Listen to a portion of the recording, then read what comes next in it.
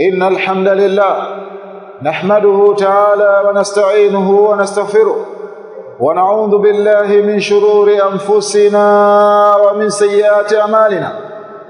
من يهده الله فلا مضل له ومن يضلل فلا هادي له.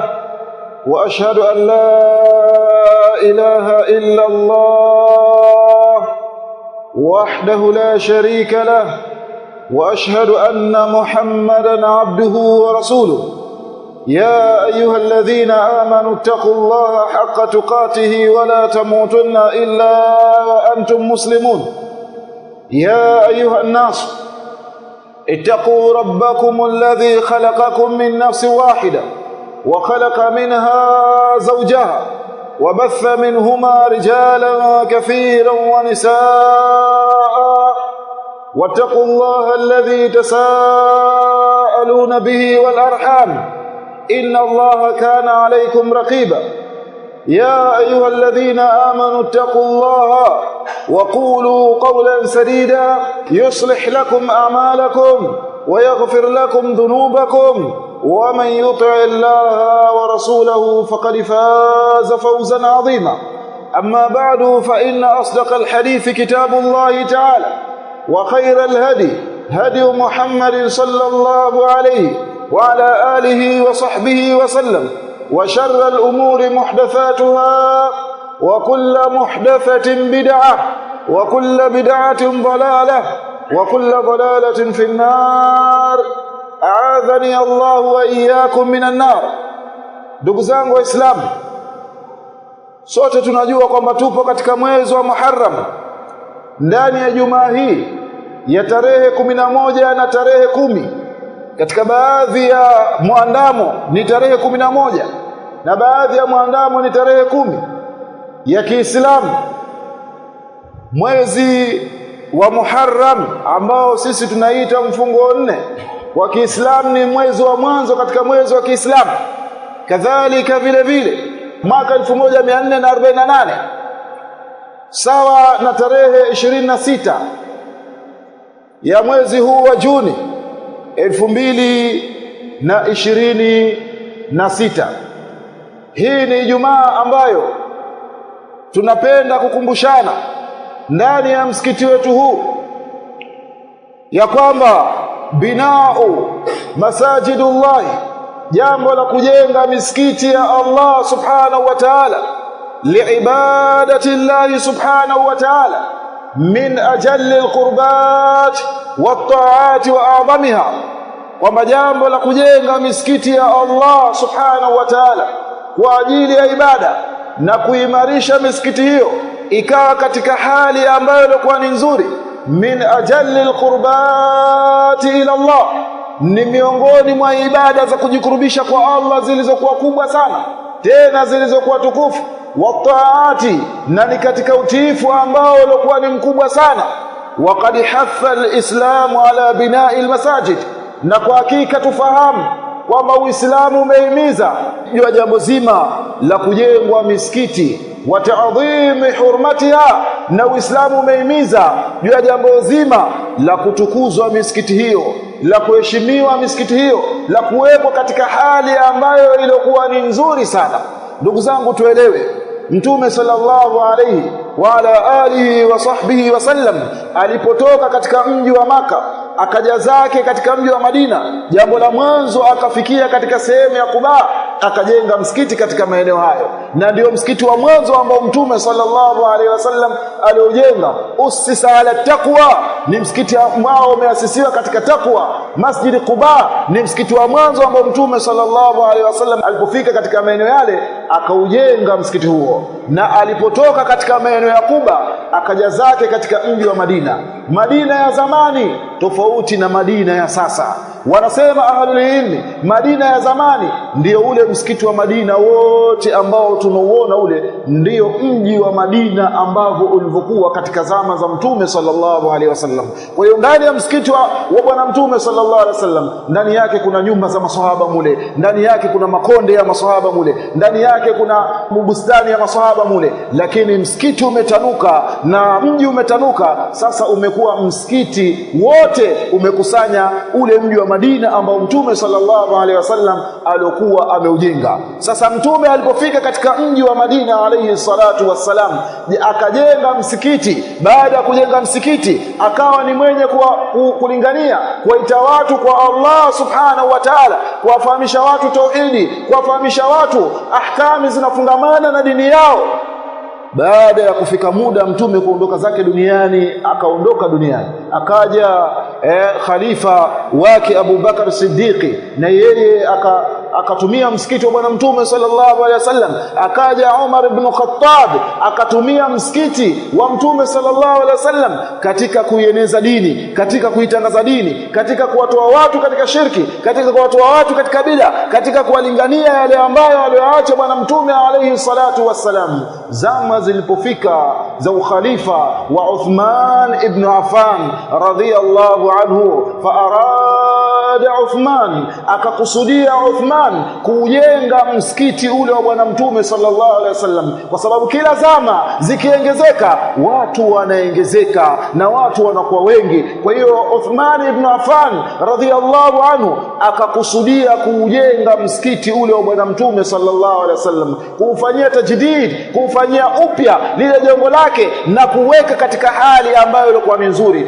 kuweka katika hali ambayo itaonekana kwamba msikiti umeimarishwa, umewekwa katika mazingira ambayo yalikuwa mazuri. Watu wakalichukia jambo hilo kwa sababu hawajapatapo kuliona jambo hilo. Msikiti upo, ameutengeneza bwana Mtume sallallahu alaihi wasallam, umetengenezwa wakati wa bwana Mtume. Vipi Uthmani anakuja anataka kuubomoa msikiti ule, aujenge upya msikiti ule? Kwa hiyo watu wakalichukia jambo hilo kwa sababu ya kutaka kuubomoa msikiti ambao ameuasisi bwana Mtume sallallahu alaihi wasallam na maswahaba zake katika zama za uhai wa Mtume alayhi salatu wassalam. Watu wakalichukia jambo hilo na wakasema maneno mengi, fa aktharul kalama ala hajmi masjidin nabii, wakakithirisha maneno dhidi ya jambo la kubomolewa msikiti wa Mtume sallallahu alaihi wasallam, wa i'adati bibinaihi, na kurejeshwa upya lile jengo lake, kutengenezwa ukawa ni msikiti wa kisasa wa zama zile za Uthman bin Affan. Uthmani hilo akalijua. Ndiyo Mahmudu ibn Labid al-Ansari anatusimulia anna Uthman, hakika Uthman arada, yeye amekusudia Uthman binaa al-masjidi, kujenga ule msikiti. Fakariha nasu dhalika, watu wakalichukia jambo hilo, wakasema inakuwaje ewe amiri al-mu'minina, msikiti ambao Mtume alayhi salatu wassalam ameujenga pamoja na maswahaba zake, wewe unataka kuja kuubomoa msikiti huo? Wa ahabbu an yada'ahu, na wakapenda watu kwamba auache vile vile ambavyo ulivyokuwa, kama ambavyo ulivyokuwa katika zama za Mtume alayhi salatu wassalam.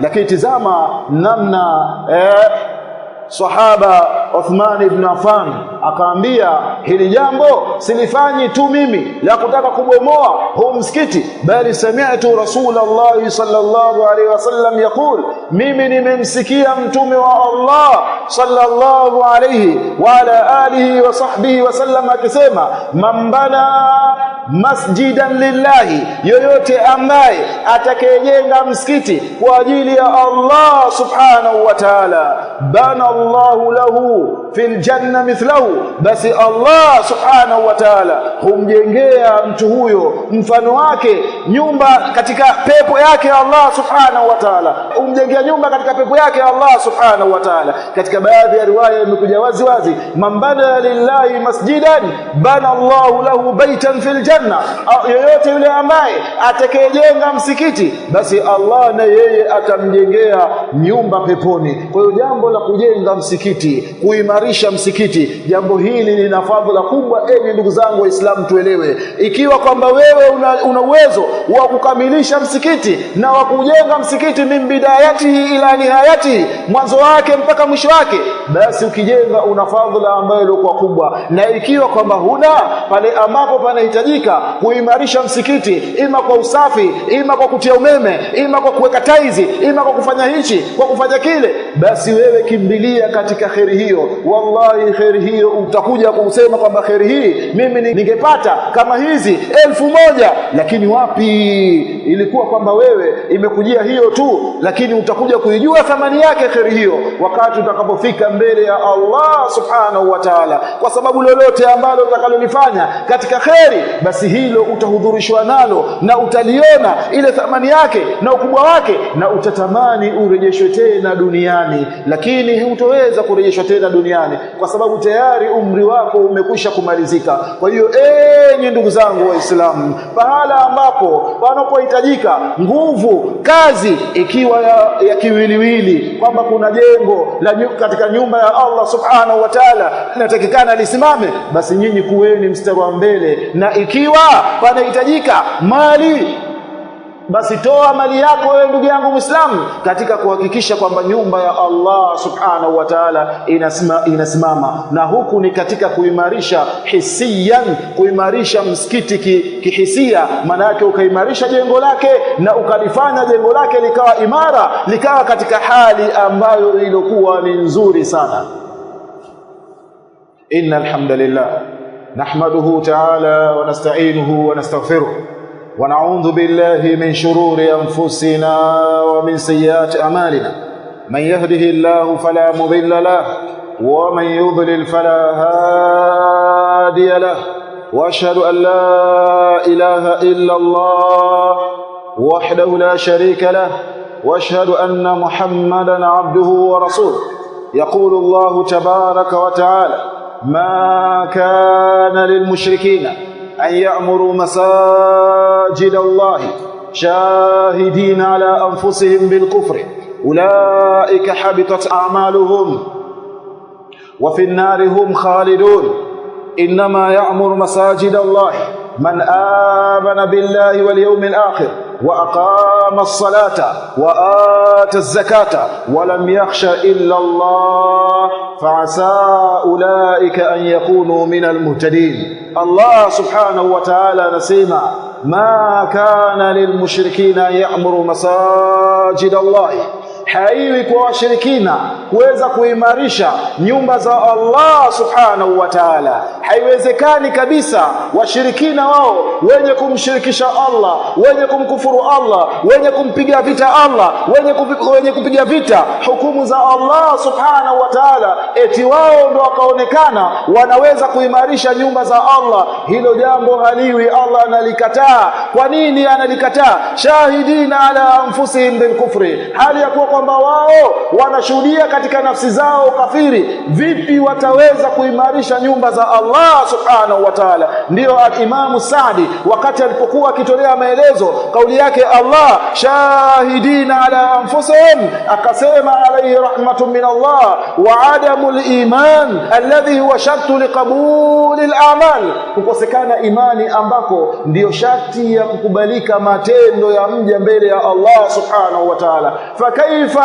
annahum yazumuna annahum umaru masajid Allah, vipi sasa wao wanajigamba washirikina kwamba sisi eti ndio wenye kuimarisha nyumba za Allah, na hali ya kuwa kwa wao kumekosekana al-aslu, msingi ambao ulikuwa ni mkubwa, nao ni imanu billah, imani ya kumwamini Allah subhanahu wa ta'ala. Vipi wataweza wao kuimarisha nyumba za Allah? Haitowezekana, kwa sababu al-aslu, ule msingi ambao ulikuwa mkubwa sana, mafqudu minhum, umekuwa ni wenye kukosekana. Na sio hapo tu, wal a'malu minhum batilatun, na matendo ambayo walikuwa nayo washirikina ni matendo ambayo walikuwa batilifu. Kwa hiyo haitowezekana kuimarisha nyumba za Allah zikawa imara, bali Allah ametaja sifa za wale ambao wenye kuimarisha nyumba za Allah, akasema innama ya'muru masajid Allah, kwa hakika si vinginevyo isipokuwa wale ambao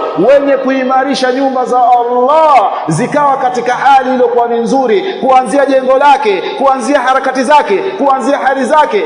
Wanaoimarisha ni wale ambao amana billahi, walomwamini Allah kisawa sawa. Wao hawatetereki kabisa wakati watakapokuwa wanapata misiba hii na ile, wanapopata hali ngumu hizi na zile, bali wao wanamwamini Allah. Hawendi katika mizimu wakamshirikisha Allah, hawendi katika mambo ambayo walioacha wazazi wao wakaenda kuomba. Labda mzazi wao aliacha mzimu fulani katika pango fulani au ndani ya nyumba kaeka mkoba fulani, watu wakitaka wanakwenda kuomba ule mkoba, au katika sehemu fulani wanakwenda kunyenyekea pale. La, hao sio wenye kuimarisha nyumba za Allah. Wenye kuimarisha nyumba za Allah ni wenye kumwamini Allah kisawa sawa. Katika hali za raha wao wanamwamini Allah, katika hali za shida wao wanamwamini Allah, bali inapotokea shida wao ndio wanazidi kumwelekea Allah subhanahu wa ta'ala, na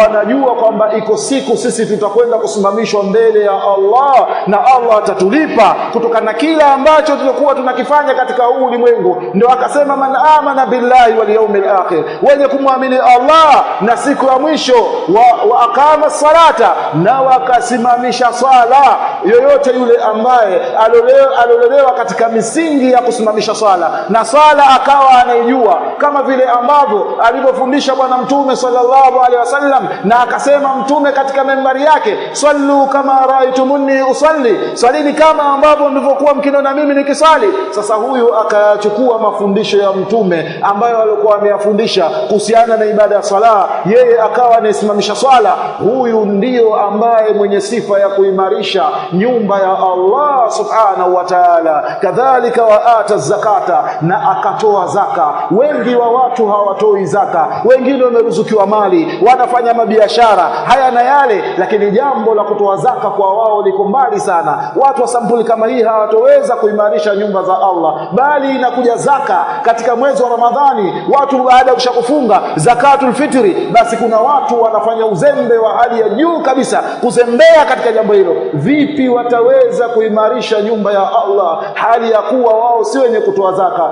Walam yakhsha illa Allah, Allah akasema na hawamuogopi yoyote yule isipokuwa Allah subhanahu wa ta'ala. Hizi ni sifa za watu ambao wanasimamia nyumba za Allah, kwa sababu ndani ya nyumba za Allah pataamrishwa amri za Allah, patasemwa maelezo yanayohusiana na amri za Allah, hukumu za Allah, na pataelezwa kuhusiana na makatazo ya Allah subhanahu wa ta'ala. Kwa hiyo kila ambaye alikuwa yeye amekabidhiwa jukumu la kuimarisha nyumba za Allah subhanahu wa ta'ala, sawa ikiwa ni uongozi wa msikiti, sawa ikiwa ni waumini wanakuja kuswali, sawa ikiwa kwamba nyinyi ni watu wa mtaani, basi eleweni kwamba jambo la kuimarisha nyumba za Allah lina fadhila kubwa, na wewe jipambe na sifa hizi ili Allah akuingize katika wale ambao wenye kuimarisha nyumba za Allah subhanahu wa ta'ala. Allah anasema watu hao ndio ambao watakuwa katika wale ambao wenye kuongoka. Ewe ndugu yangu Muislamu, inakuwaje kwamba wewe pahala ambapo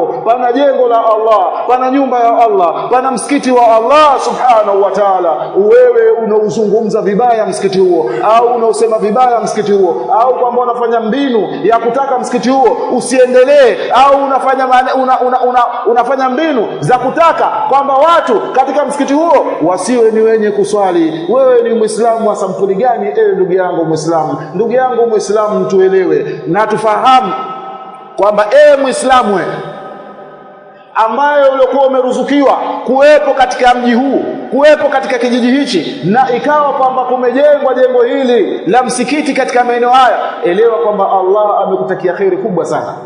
Kuwepo katika mtaa msikiti, akesha msikiti huo ukawa kwamba unatukuzwa, na ikawa kwamba msikiti huo unatukuzwa bihalakati ilmi, kwa kuwekwa durusu ndani ya msikiti, basi elewa wametakiwa kheri na Allah subhanahu wa ta'ala watu wa kiambo hicho.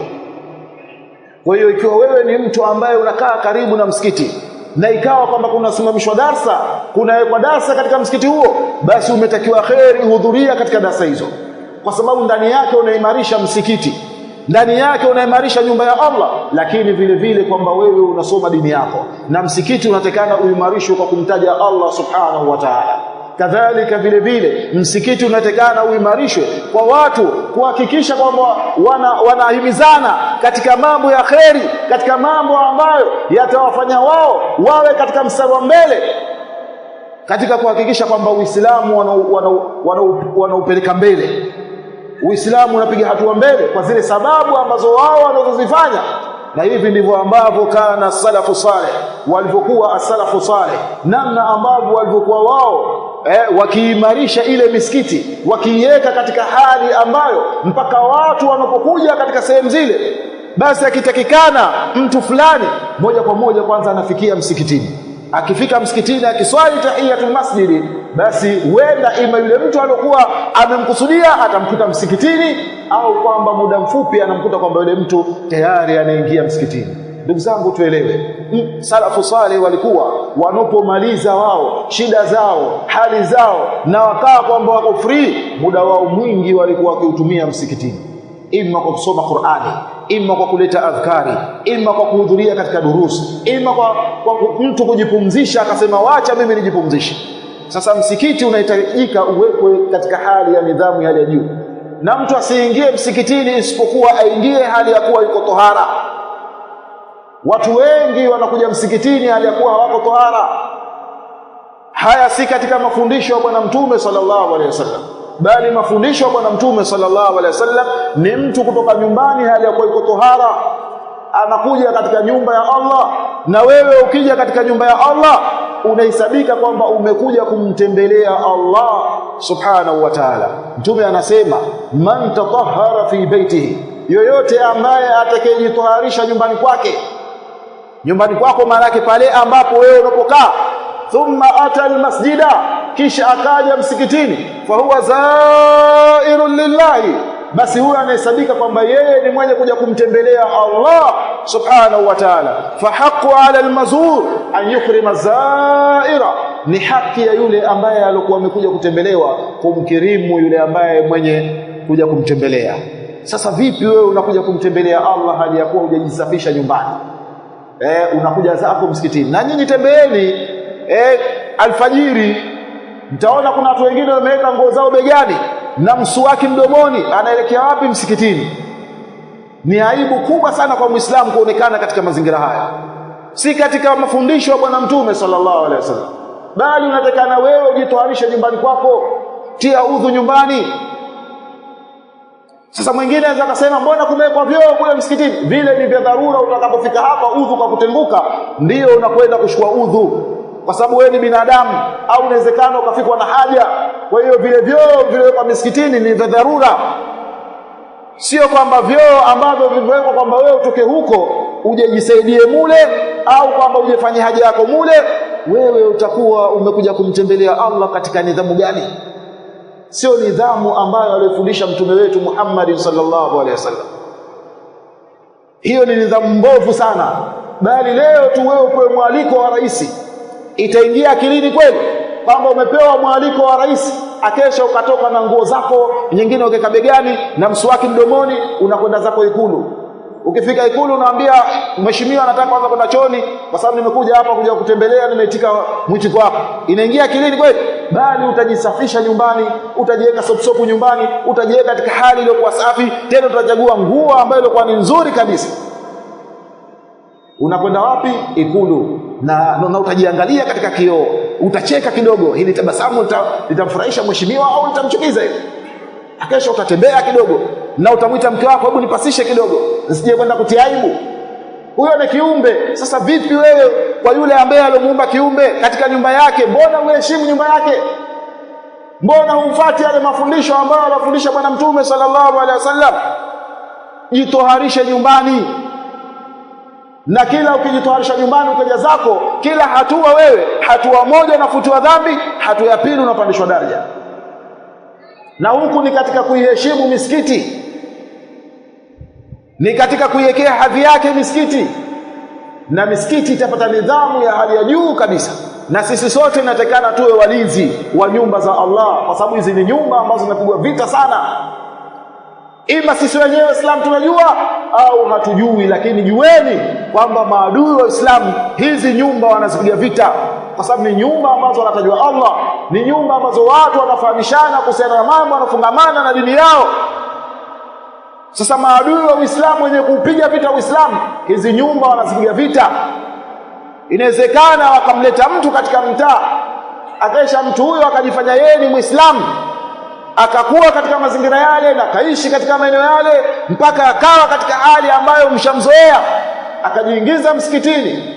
Matokeo yake sasa msikiti akaja kufunga au akaleta balaa lolote lile la kusababisha msikiti usiendelee mbele. Tunajilinda kwa Allah kutokana na hali hizo. Kwa hiyo tuzindukane, enyi ndugu zangu Waislamu. Hii nyumba tulivyokuwa zamani, nyumba hii ya Allah, kuna watu wameimarisha mashallah. Tunamuomba Allah awalipe kheri kwa kila ambaye alikuwa ametoa sadaka yake mpaka hii nyumba ikasimama hivi, kwa sababu sivyo ambavyo ilivyokuwa hii, bali tumeimarisha, imekuwa ni nzuri. Na mimi nilivyokuja nimeona baadhi ya sehemu bado hazijamalizika, na sisi lau kwamba tungelikuwa tuna nidhamu na tuna himma ya hali ya juu kwamba kasema mimi nakwenda msikitini, basi hebu nichukue japo 1000 au 2000 au 3000 kwa mujibu wa uwezo ambao Allah amekuruzuku siku ya leo. Kwa watu waliokuwepo hapa, naamini mimi tukija Ijumaa nyingine huu msikiti tayari ushakuwa katika mazingira mengine kabisa, kuanzia nje, kuanzia sehemu.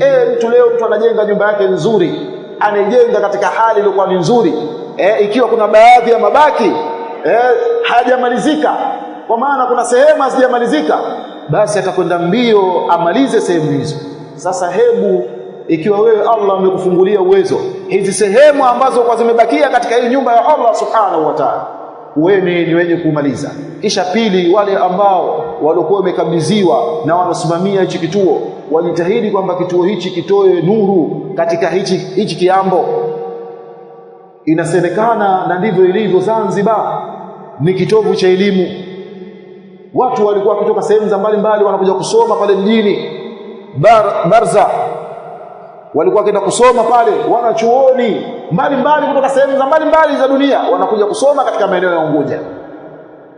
Na kwa nini kaitwa Unguja? Kwa sababu wanasema ile mambo ya kiungu yamejaa, yani uungu ujaa, yani mambo ya kiungu yamejaa, ndio maana ikaitwa Ungu. Maana kulikuwa kuna wanachuoni mbalimbali, wao walikuwa wakitoka wakisomesha elimu, ndio ikaitwa Unguja. Maana mambo ya kiungu yamejaa. Sasa na sisi hichi kituo kilichokuwepo pale Mchangani tukifanye kuwa ni kituo ambacho kitakachotoa generation ambayo ilikuwa ni nzuri. Watu waulize, wewe umesoma wapi wewe? Mimi nimesoma Masjid Sunna iliyokuwepo pale Mchangani. Na watu wakisimama kisawasawa haswa, wakawasomesha watu kisawasawa haswa ndani ya msikiti huu, na wakasoma kikweli kweli, na wakapatikana walimu wakasomesha kisawasawa, basi watu watatoka watakutana na Waarabu, wallahi hawataamini. Bali watu walisomeshwa katika miji yao huko katika nchi zao. Tutolee mfano kwa kumalizia hutuba. Yani kuna mmoja katika Muhammad al-Amin Shanqiti rahimahullahu ta'ala, anatokea Mauritania huko, amesomeshwa katika nchi yake, amekuja Saudia pale akafungua darasa. Basi katika mji wa Maka na Madina, wale wanachuona pale akasema huyu jamaa ile elimu mashallah alikuwa nayo ni kubwa sana, wakamchukulia uhamisho yeye na familia yake wakamweka pale Maka na Madina, akawa kwamba yuko katika mji ule. Kwa sababu nini kilichomhamisha ikamuingiza katika mji mtukufu? Elimu ambayo alikuwa ameisoma katika nchi yake, katika mji wake. Kwa hiyo na sisi kituo hichi ikiwa tutakitumia vizuri, basi wallahi tutarajie matunda ambayo yalikuwa makubwa sana. Na sisi tunakuja kuswali tukitie nguvu kituo hichi, tutie nguvu msikiti ili uwe ni msikiti ambao ulikuwa umesimama kisawasawa katika manhaji ya Bwana Mtume sallallahu alaihi wasallam. Haya tulikuwa tumekumbushana katika hutuba hii. Allah subhanahu wa ta'ala tunamuomba ayaingize katika nyoyo zetu. Kadhalika vile vile namuomba Allah subhanahu wa ta'ala ajalie huu msikiti ikifika Ijumaa nyingine kwamba ushamaliza, kila mmoja atie nguvu yake. Mimi wallahi nitapenda, mimi kwa sababu natoka mjini, nitapenda ikija Ijumaa nyingine basi iwe tayari tumemaliza kabisa msikiti. Manake nimekuja hapa naangalia hivi vumbi hapa, naangalia hapo nje nasema mashallah msikiti nje mzuri, lakini hapo nje kuna mabati, hapo nje kuna hasia tofauti. Yaani hujakaa katika hali ambayo ya kuvutia ule msikiti, bado hatujaimarisha vile ambavyo unatakiwa. Sasa kuimarisha ni sisi ambao tunakuja kuswali, kwa kila mmoja atie nguvu yake. Hicho kidogo ambacho ulichokuwa uko nacho usikidharau hicho. Wallahi kitakuja kupandisha daraja kubwa sana mbele ya Allah subhanahu wa ta'ala. Alhasil, toa lillahi subhanahu wa ta'ala, toa kwa ajili ya Allah, mkusudie Allah, akesha vile vile kusudia kwamba Allah kutatulie kwa zile shida ambazo ulizokuwa nazo. Kadhalika mtolee mzazi wako ambaye yuko hai au amekushafariki, mtolee sadaka, na watolee wale watu wako ambao kwamba walikuwa wamekulea wewe mpaka ukawa wewe ni mwanamume sasa, umesimama imara, umekuwa kwamba kijana madhubuti, umekuwa kwamba sasa unakwenda na harakati zako. Kuna watu wamepata shida sana mpaka ukasimama wewe ukawa kwamba sasa ni kiumbe ambaye unaheshima, unazingatiwa katika jamii hii ambayo sisi tunaishi. Watolee sadaka katika nyumba ya Allah, lakini kuwa na kawaida wewe Muislamu katika harakati zako. Usisubiri kwamba mpaka imamu asimame, bali kuwa na kawaida. Eka sehemu, sema kwamba hii ni pesa ambayo nitachangia umeme msikitini, na fadhila zake utaziona ni kubwa sana. Tunamwomba Allah subhanahu wa ta'ala atujalie katika wale umar masajidillah. Allah autie nguvu Uislamu. Allahumma a'izz al-islam wal muslimin wa dhilla ash-shirka wal mushrikin ودمر أعداءنا وأعداء الدين. اللهم نور قلوبنا بنورك يا نور السماوات والأرض. اللهم نور قلوبنا بنورك يا نور السماوات والأرض يا الله. Ewe Allah, kila mmoja wetu hapa ana shida yake na ana matatizo yake. Tunakuomba Allah subhanahu wa ta'ala, ndani ya muda huu ufanye kuwa ni muda ambao wenye kukubaliwa dua. Kila mmoja wetu ya Rabbi, mpe kile ambacho anachokitamani katika nafsi yake katika mambo ya khairati. Ewe Allah, tunakuomba kila mmoja wetu ana shida yake, ana matatizo yake, mpe kile ambacho anachokitamani katika nafsi yake katika mambo ya khairati. Allah, mpe kila mmoja wetu kile ambacho anachokitamani katika nafsi yake katika mambo ya khairati. Kuna wengine wanatamani kuoa, kuna wengine wanatamani wengeze wake, kuna wengine wanatamani hichi na kile na kile na kile. Mwingine anatamani apate nyumba, mwingine anatamani apate kipando, mwingine anatamani hichi, anatamani kile. Kila mmoja wetu ya Rabbi, tunakuomba mpe kile ambacho anachokitaka katika nafsi yake katika mambo ya khairati, na kijalie hicho ambacho utakachompa iwe ni sababu ya kukuabudia wewe Allah subhanahu wa ta'ala. Kijalie hicho ambacho utakachompa iwe ni sababu ya kuutia nguvu Uislamu ya Rabbal Alamin. Allah, tufanye sisi kuwa ni walinzi wa dini yako ya Rabbal Alamin. Tufanye kuwa sisi ni walinzi wa tauhidi ya Rabbal Alamin. Tufanye kuwa sisi ni walinzi wa mwenendo wa Bwana Mtume sallallahu alaihi wasallam. Na ikifika muda kuondoka duniani, tuondoshe hali ya kuwa umekwisha kutusamehe, umekwisha kuturidhia na umekwisha kutuingiza katika rehema zako ya Rabbal Alamin. Ewe Allah, wagonjwa ambao tuko nao, sawa ikiwa wako hospitalini, sawa ikiwa wako majumbani, tunakuomba ya Rabbal Alamin, wape shifa ambayo itakuwa ni sababu ya kufanya matendo ambayo yalikuwa ya khairati ya Rabbal Alamin. Allah, tunakuomba vile vile maiti wa Kiislamu yatie nuru makaburi yao, wasamehe yale ambayo waliokusha kuyafanya katika madhambi ya Rabbal Alamin, yabadilishe madhambi hayo yafanye katika mema yao. Ulaika alladhina yubaddiluna sayiatihim hasanati ya Rabbal Alamin. Allah, wabadilishie makosa yao yafanye yawe katika mema yao, na yafanye makaburi yao kwa ni rawdatun min riyadil janna ya Rabbal Alamin. Na sisi ya Allah, ikifika muda wetu wa kuondoka duniani, tuondoshe hali ya kuwa umekwisha kutusamehe, na utuondoshe hali ya kuwa umekwisha kuturidhia, na utuondoshe hali ya kuwa kwamba umetuingiza katika waja wako wa peponi ya Rabbal Alamin. Allahumma rabbana la tuzigh qulubana ba'da idh hadaytana wa hab lana min ladunka rahmatan innaka antal wahhab. Allahumma rabbana atina fid dunya hasana wa fil akhirati hasana wa qina adhaban nar. Qumu ila salatikum yarhamukumullah wa aqimis salat.